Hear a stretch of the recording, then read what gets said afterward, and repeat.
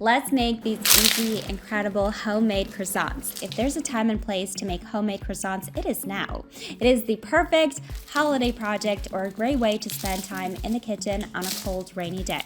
There's nothing better than flaky, buttery, homemade croissants. Perfect with coffee, or they make a great breakfast sandwich or lunch.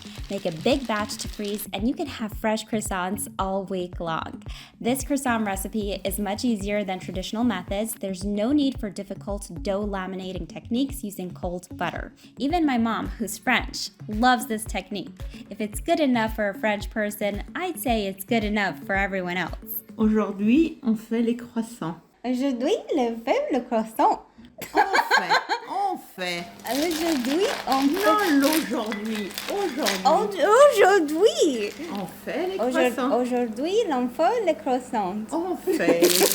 This recipe and technique for making croissants is taken from my new cookbook, Simple Pleasures, which is out now. Head over to my website for details on how you can get the book. The first thing we need to do is get the butter out of the fridge well in advance of wanting to start making this recipe. The butter needs to be soft and spreadable, otherwise your dough will tear. Now look, I know, in real life, no one will remember to do that. If you do, well, you are just amazing. I always forget to do that, so if you're like me, I'm going to show you a great trick to get your butter from rock hard to spreadable in 2 minutes. Literally 2 minutes. Cut the butter into chunks and microwave for anywhere between 30 to 50 seconds. You'll notice the bottom of the bowl will have semi-melted butter, but the remaining butter will still have its structure.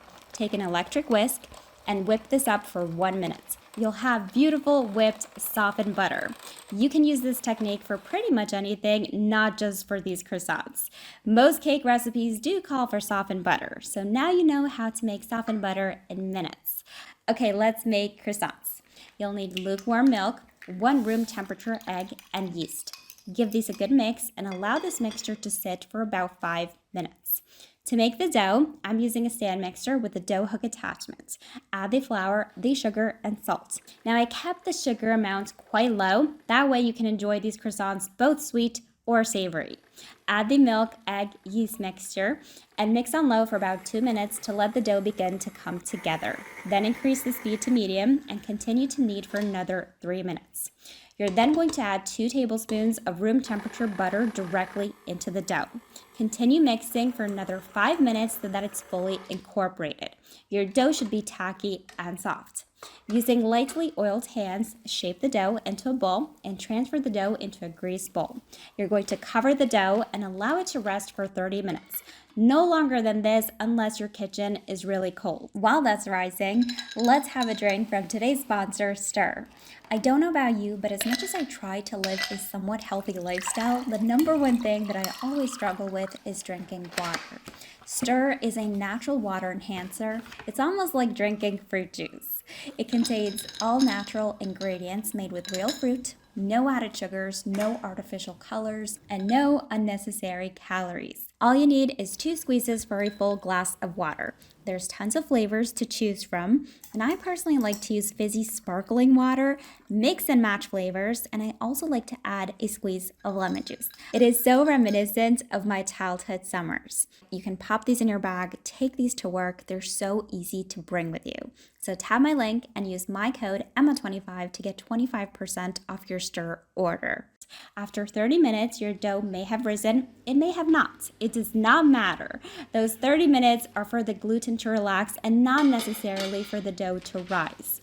So far, we haven't done anything different to the traditional method of making croissants. This is where the method completely changes, and you'll see why we wanted room temperature butter rather than the traditional cold butter. Divide the dough into 12 equal portions. I like to weigh the dough rather than eyeballing it.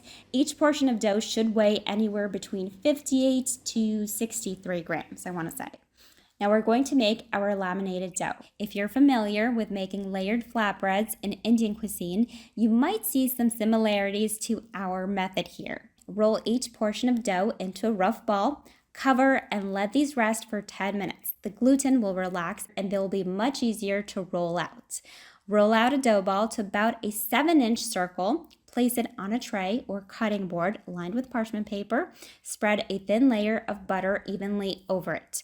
In professional croissant making, we talk about the ratio of butter to dough. For this recipe, the ratio is 29%, which I think is the perfect ratio for the most delicious buttery croissants.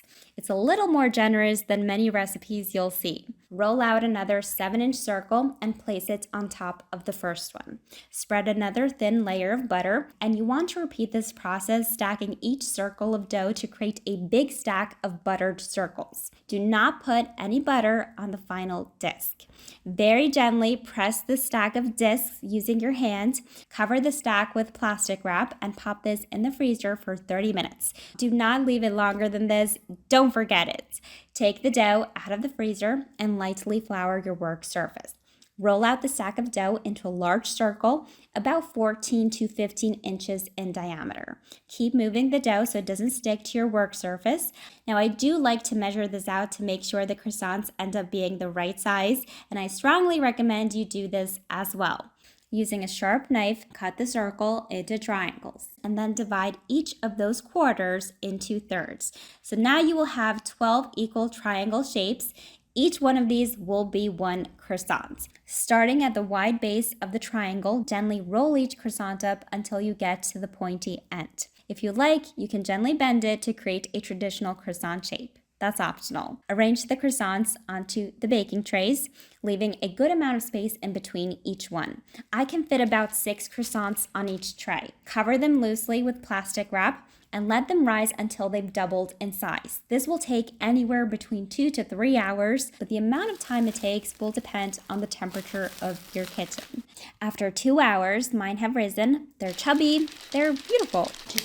You're going to gently brush the croissants with a beaten egg, careful to not deflate them, and bake the croissants in a preheated oven at 400 degrees Fahrenheit for 5 minutes. After 5 minutes, turn the oven down to 350 degrees Fahrenheit and continue baking for another 8 to 10 minutes until golden brown in color. Remember, the exact timing is a guide. Use the color to judge when they're done. You're going to let these cool for at least 10 minutes, but ideally, if you can, allow these to cool properly so the airy inside structure has a chance to set. I personally can never wait. There's nothing better than fresh, warm croissants. These are buttery, delicious.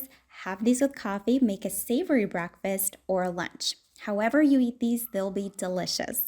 Head over to my website for the detailed printable recipe and order my cookbook. It makes a great Christmas gift.